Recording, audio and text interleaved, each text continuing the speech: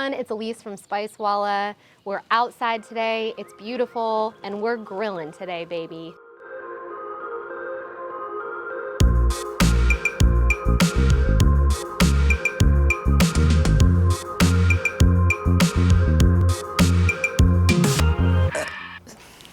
So today we're going to be using our Cowboy grilling rub. This is nice and peppery. It has some cumin and fennel in it and paprika, so it's a really beautiful color and has nice aromatic kicks to it. For this steak, we have a really nice New York strip steak, and for this particular cut, a dry rub is perfect because this is going to turn out really nice and juicy. It's going to give it a nice crust because you're not incorporating any kind of liquid ingredient. The dry rub helps it brown really nicely and gives it a good texture. In order to do that, you just kind of get in there, sprinkle this right on top. This steak has been sitting out for about 20 minutes. You want to make sure you kind of get the chill off of it first so that you can make sure it's going to grill quickly and evenly. You want to make sure you nicely coat all sides of this. Pick up any excess on the pan.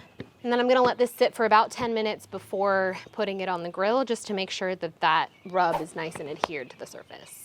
So we're using this blend on a steak today, but really this blend can be used on anything that would go well with a peppery kind of savory flavor. So you could put this on grilled eggplant or even grilled corn.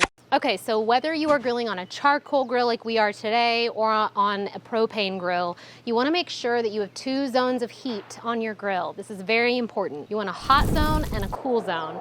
It's not necessarily going to be cool, I should say less hot, because you want to make sure you have a side that you can sear and get a really high heat on it really quickly, and then a side that you can move to if it needs a little bit more time to cook but you don't want it to burn. So we're going to put this directly onto the hot zone.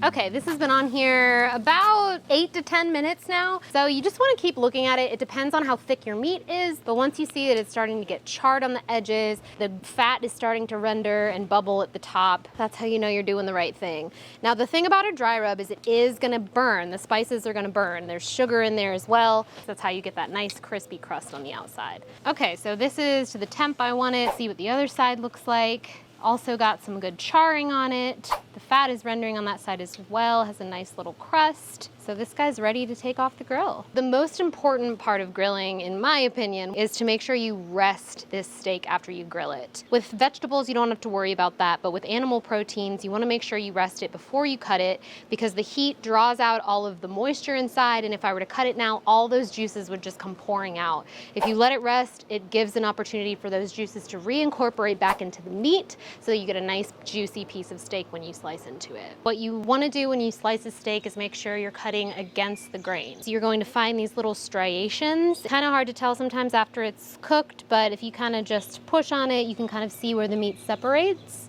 and you're going to cut perpendicular to that.